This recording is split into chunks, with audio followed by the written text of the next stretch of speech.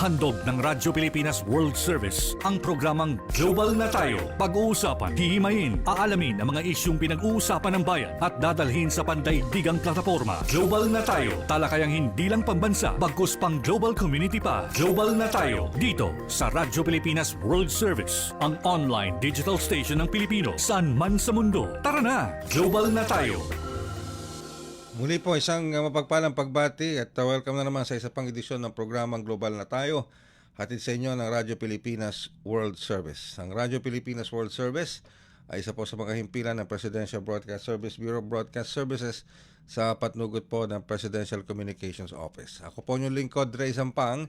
Kasama pa rin natin, maglilingkod sa inyo ngayong umagang ito, ngayong araw na ito, mula sa ating Master Control, si Milo Jonela, sa ating Wirecast, si Hero, sa ating live audio streaming, si Leo, and of course ang ating executive producer for today, si Jerome Toledo.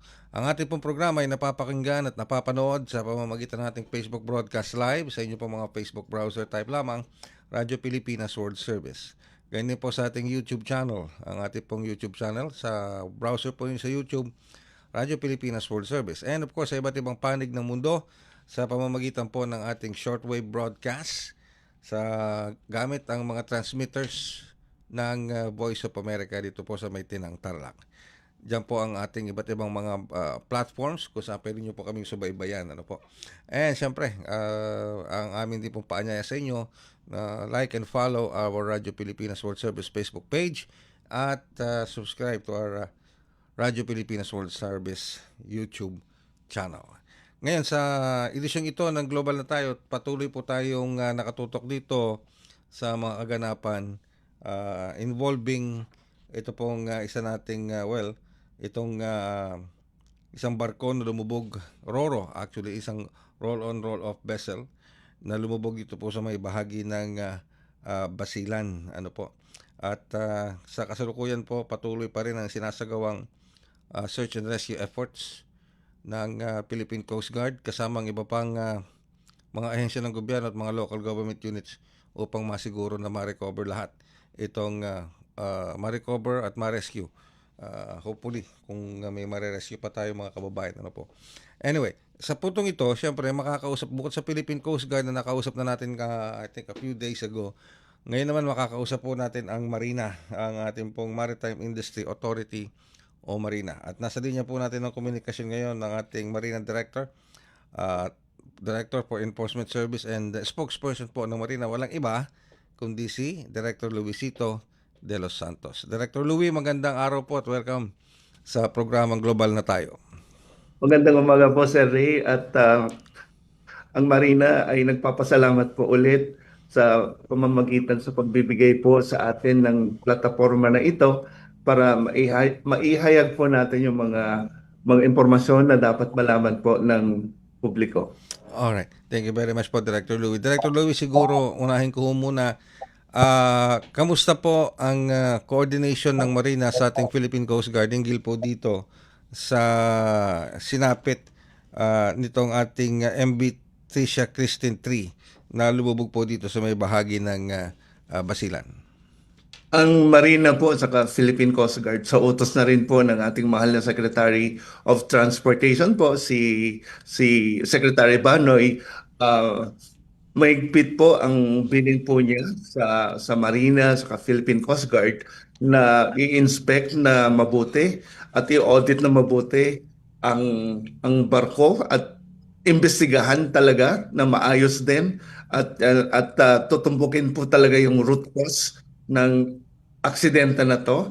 At kabilin-bilinan din po ng ating mahal na secretary na kung saan po tayo dadalhin ng ebidensya at kung ang nagkamali po ay ang ship owner, ipapataw po natin yung nararapat po na kaparusahan, at kung may mapapatunayan naman po na mga empleyado po natin sa Marina ay ganoon din po yung gagawin po ng ahensya natin sa pamumuno po ng ating mahal na administrator, si Ms. Sonia Malaluan. Maganda po yung ugnayan po ng Philippine Coast Guard saka Marina, at kada taon po nagsasagawa po ng sinasabi po natin na quarterly Marina PCG Forum, at napag-uusapan po ng dalawang ahensya kung paano po natin pabubutihin pa ang pagpapaigting po ng maritime safety rules and regulations po dito sa bansa natin, particularly sa domestic shipping.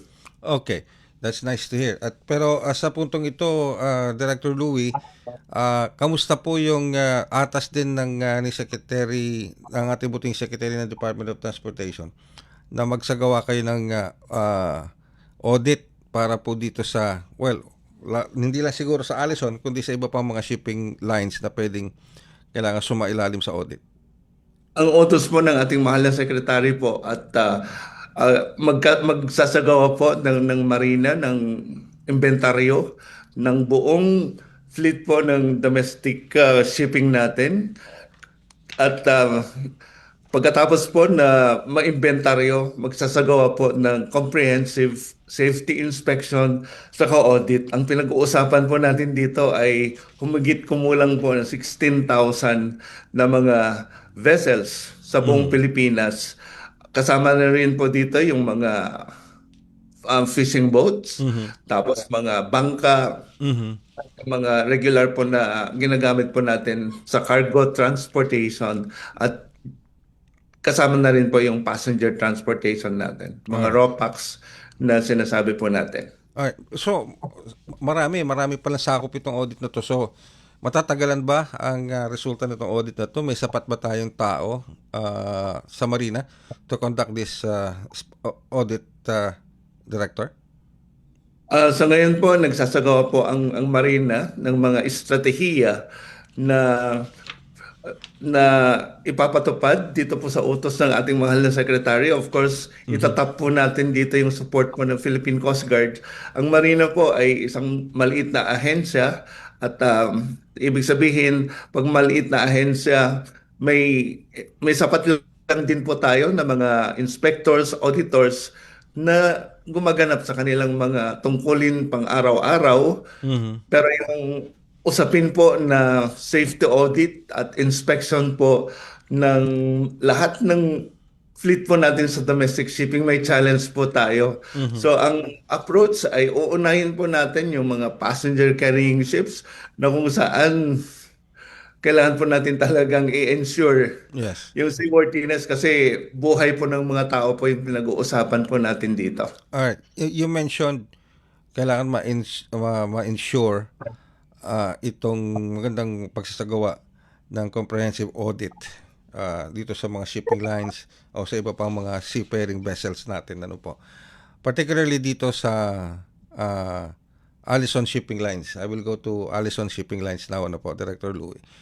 Ang Marina po ba regular na ino-audit ang safety features at iba pa para masiguro na seaworthy itong mga barko o vessels o ro-ro vessels nitong Allison? Opo. Ang regular po ang mga inspection sa mga audit po na ginagawa po natin sa lahat po ng mga barko dito sa Pilipinas. Ang Allison po, dumadaan din po sa masusing mga inspection sa audit at sa lahat po ng kanilang fleet na sa kasalukuyan, meron po tayong 24 na mga passenger ships po nila. Ang operational ay 12. So, ang 6 ay kasalukuyan po na nasa dry dock as a result na rin po ng mga naunang findings po ng ating mga inspectors and auditors at sa regulasyon din po natin ay may panahon that after 5 years kailangan pong i-dry dock po ng mga barko po natin dito sa Pilipinas. Tapos ang hindi po operational ay 5 at ang of course yung lumubog ay 1.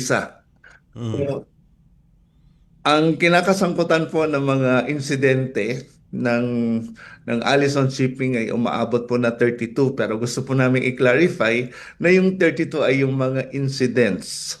So pwedeng may mga hindi po serious na mga incidents pero may mga serious na incidents po na kinakasangkutan po ng Allison Shipping at nasuspende na rin po natin ang kanilang mga safety certificates in the past. So, yun po.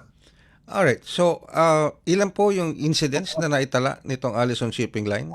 Just to be Oh, sure. Just umaabot po tayo ng ng 32 simula 2019, pero yung mga insidente po ng mga to may mga pagkakataon po na pwede naman pong i-rectify. Mhm. So napapayagan po kaagad na lumayag, pero yung mga insidente na nangangailangan po ng serious compliance, sinususpend po natin ang kanilang Mhm. mga safety certificates.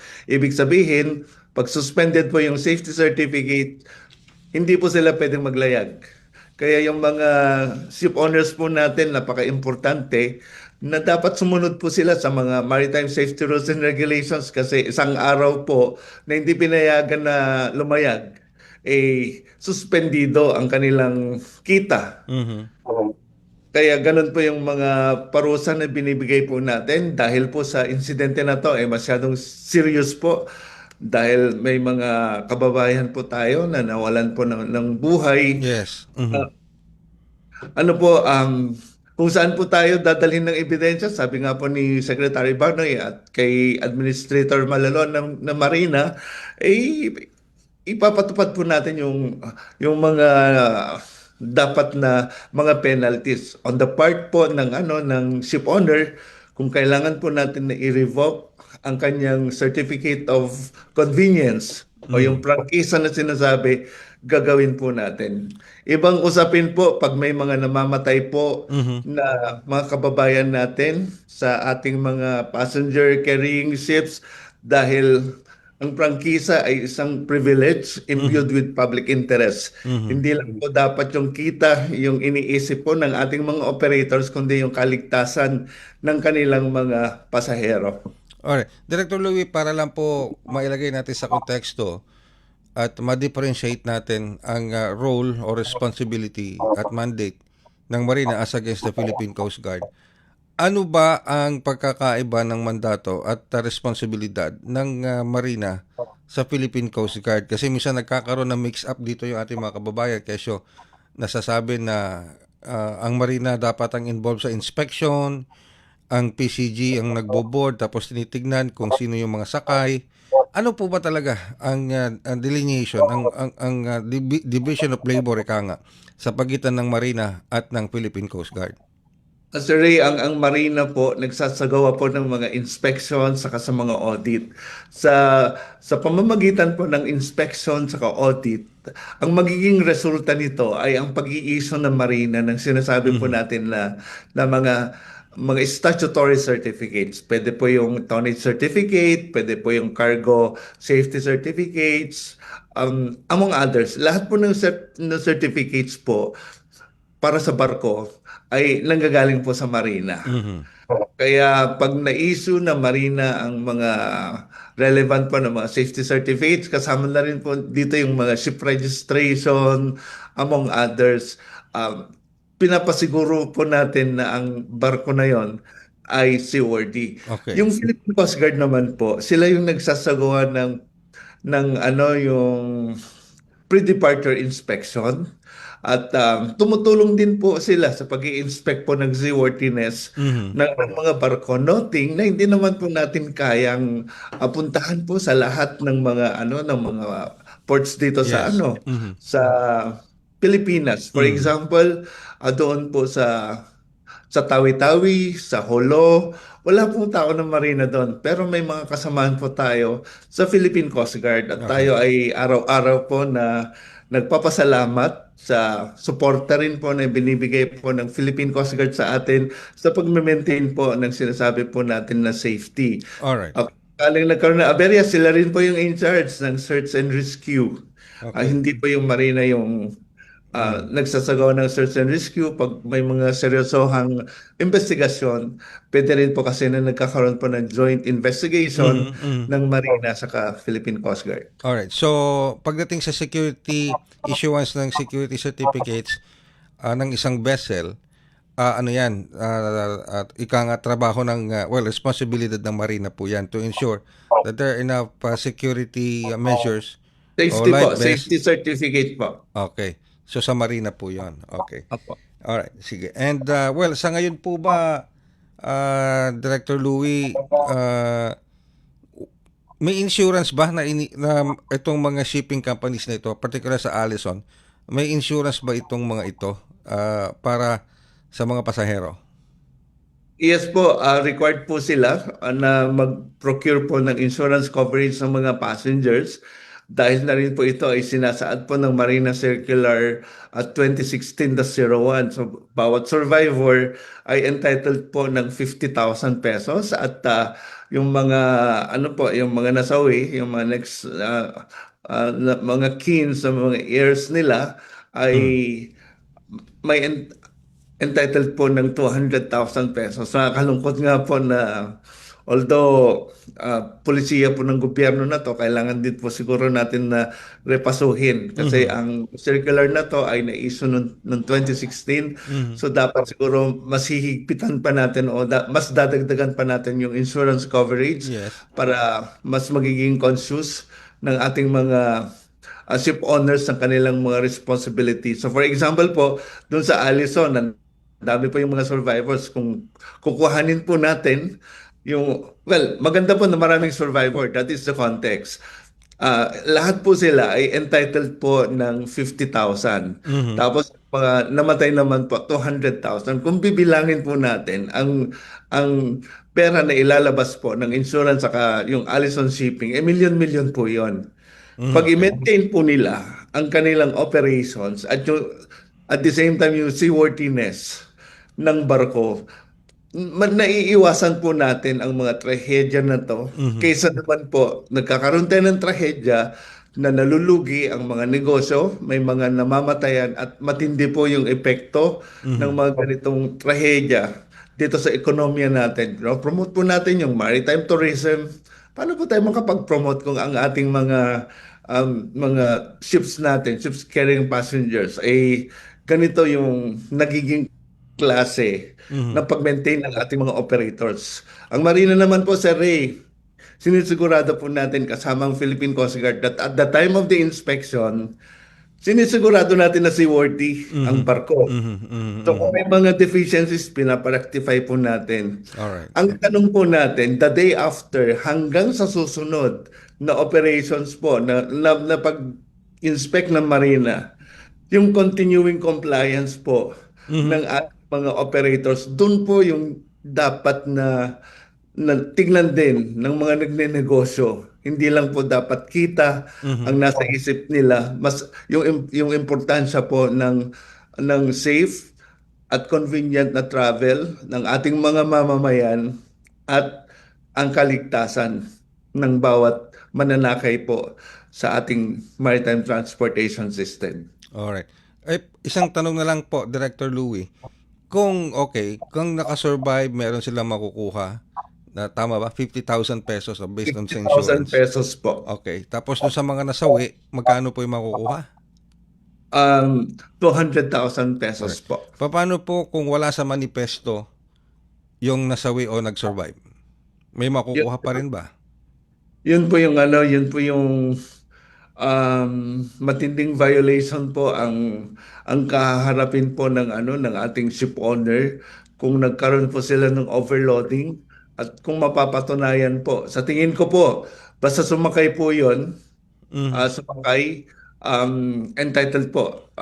Yung sarili kong pananaw po 'yon kasi Opo. nga po sumakay po siya doon. Mhm. At pumayag po yung ship owner. Mhm. Yung mga tauhan ng ship owner na sumakay. So Mhm. dapat entitled. Okay. Alright. With Pero that, pinag-uusapan po natin 200,000, parang hindi po hindi po akma. mhm. Pero Kahit sabi nga Director Louie, no amount of money can replace a life, 'di ba? Walang presyo, walang halaga ang maaaring tumapat sa buhay ng isang tao, lalo na sa ganitong klase ng mga insidente ng pagkasawi. So, well, that's good na may insurance, pero siyempre, at the top of the mind, ang top order dito is to ensure na ika nga seaworthy nga itong mga lumalayag na mga vessels na ito, mapa-passenger o ro-ro vessels man itong mga ito, to avoid mga incidents na ganito and avoid yung unnecessary loss of life. Kaya't malaki ang role talaga ng Marina sa pagsa-certify at paniniguro na itong mga shipping lines na ito are really seaworthy. Kaya umaasa po kami dun sa audit na gagawin po ng Marina. It's a large, malaking trabaho, and itong pag-audit na ito, napakarami nito na i-audit ninyo, and we hope and pray na po maisagawa po ninyo ito ng maayos at with speed para po maibsan na rin yung sabi natin pangamba ng iba nating mga kababayan na itong mga shipping lines o mga vessels na bumabiyahe sa ating mga karagatan safe and secure sa kanilang mga biyahe. Maraming salamat po, Director Louie. Thank you very much sa inyong pagpapaunlak sa ating programa. And I hope you're feeling well now. Alam ko, nagkasakit ka nito mga nakalipas na buwan, nakalipas na linggo. We hope and pray that you're already recovered. Thank you very much, Director Louie. Thank you po, Sir Ray, at magandang umaga po. Ang ating pong butihing spokesperson at Director ng Enforcement Service ng Marina, Maritime Industry Authority, Director Luisito de los Santos. Yan, si Director Louie. Alright? Tuloy-tuloy pa rin po tayo dito sa ating programa sa Global na Tayo, sa inyo pong himpilang Radyo Pilipinas World Service. At kung tayo po ay magkakaroon ng pagkaka-extra time pa, makakausap naman natin ang Philippine Coast Guard. Ano po? Mamaya-maya lamang. Magbabalik po kami makalipas ang ilang paalala. Mas pinadali na ang government transactions sa tulong ng eGov.ph Super App. Pwedeng-pwede mo nang magawa ang lahat ng ito. I-download ang eGov app sa iyong smartphone o tablet mula sa App Store o Google Play Store. Pagkatapos, ilagay ang iyong mobile number at i-authenticate gamit ang one-time PIN o OTP para marehistro ang iyong account. Saka ilagay ang iyong mga pangunahing impormasyon at kumpletuhin ang facial recognition technology para sa verifikasyon ng iyong pagkakakilanlan. Para sa mas mabilis at mas maayos na serbisyong panggobyerno, gamitin na ang eGov.ph Super App. Alright, kayo po ay patuloy na sumusubaybay sa ating programang Global na Tayo, at dito po sa portion ito ng ating programa, kasama na po natin ang ating Philippine Coast Guard sa panguna po ng ating buting spokesperson, Captain Noemi Cayabyab. Magandang umaga po, Captain Cayabyab. Welcome po muli dito sa programang Global na Tayo. Yes, magandang umaga po, Sir Ray, at sa lahat po nakikinig sa inyong programa. Nako, thank you very much po sa pagpapaunlak po ninyo sa aming programa dito sa World Service, sa Pilipinas World Service. Captain Noemi Cayabyab, there were reports na naka-recover ang ating Coast Guard ng 11 bodies from the waters of Basilan. Out of the 10 na originally hinahanap, pero 11 ang na-recover. Now, merong mga issue na lumulutang na baka meron itong itong Allison o itong Christine 3 ay hindi nakapagtala ng tamang manifesto. Any reaction on this, Captain Cayabyab? Yes, Sir Ray, tama po kayo. So, you base po sa mga initial information na natanggap po natin, base po yan sa manifesto na ibinigay po sa atin ng shipping company. Initially po ay 10 po ang missing po natin. And tama po kayo, Sir Ray, kahapon we were able to recover a total of 11 bodies. Yan po ay of course sa tulong po ng ating mga fisher folk communities po dyan. At sila po talaga ang nakakita at itinurn over po sa atin itong mga katawan na ito. Ang nakikita po natin dyan, Sir Ray, kasi this past few days, nakakatanggap rin po tayo ng impormasyon sa mga kamag-anakan na mga nawawala. Na accordingly ay meron po silang mga pamilya doon na hindi po hindi pa naisama sa manifesto or kasama at hindi lang po na-i-record natin. So tinitingnan po ng Philippine Coast Guard dyan. We acknowledge all the information and we welcome all the information na kukuha po natin. At meron po tayong 3 station dyan na naka-standby po para tanggapin po itong mga makukuha po nating mga impormasyon sa pamilya, particularly sa Zamboanga, Hulo, at saka Basilan.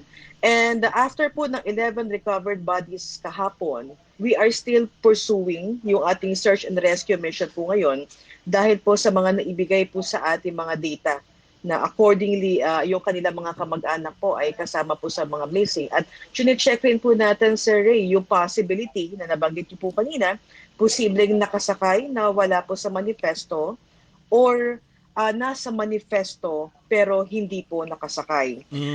Chine-check rin po natin, we are also validating yung mga ibinibigay po na mga detalye sa ating mga istasyon dahil may mga pagkakataon po minsan na dumudoble.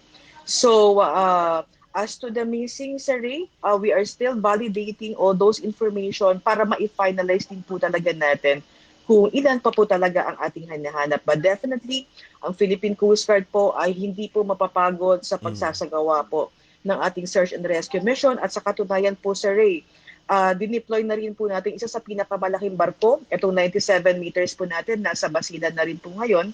At nag-deploy na rin po tayo ng ating remotely operated vehicle para ma-check po yung lokasyon talaga ng barko na pinaglubugan at kung meron pa po bang na-trap doon sa loob po ng barko. Alright, okay. Pero Captain Kayabyab, ang ating pang PCG, o at least yung station ng PCG na nag-inspect nitong MB Tricia Kirsten 3, nakita yung manifesto at nasiguro na hindi overloaded at verified kung ano lang yung nasa manifesto, yun lang ang sakay ng barko. Anong Roro? Well, as to your question, sir, kung may excess po ba or kasama po yan sa investigation po natin. We welcome po yung mga information based sa mga statement po ng mga pasahero po natin. Yung mga unang figure po o mga unang numero na inilabas po ng Philippine Coast Guard, particularly sa number ng survivors, fatalities, and yung huli nga po yung 10 na missing. Yan po ay based po sa manifesto na nakuha po natin. But then again, Sir Ray, yung mga information po sa mga pamilya na kasama po ang kanilang mga mahal sa buhay doon, kasama rin po yan sa listahan natin ngayon. At again, nagpapatuloy po ang Philippine Coast Guard sa ating SAR operation. At yung mga kwento po na yan, ay definitely kasama rin po sa ating investigation para hindi na rin po mangyari ang ganitong mga maritime insidente. At ang direktiba naman sa rin ng ating Secretary of Transportation, kasama rin po ng aming commandant na si Admiral Gavan, we are now conducting the full-blown investigation. Lahat po ng anggulo ay titingnan po natin. Kasama po yung mga natatanggap nating informasyon at lahat po pananagutin kung may mapatunayan during the investigation. Kahit po ang aming tauhan, kung ma-find out po that after the investigation, meron po silang remiss, or pagkukulang sa kanilang mga trabaho or duty, definitely administrative sanction will be given to them po. Alright. Captain Kayabyab, siguro ito lang question, kasi hindi ako madalas sumasakay ng mga Roro vessel. Pag alibawa po ba ang isang, meron akong isang may driver ako at may isang pahinante, truck at dala namin, pag sinakay namin ng Roro vessel, automatic ba na libre na yung driver at yung pahinante at hindi na isinasama yung pangalan sa manifesto?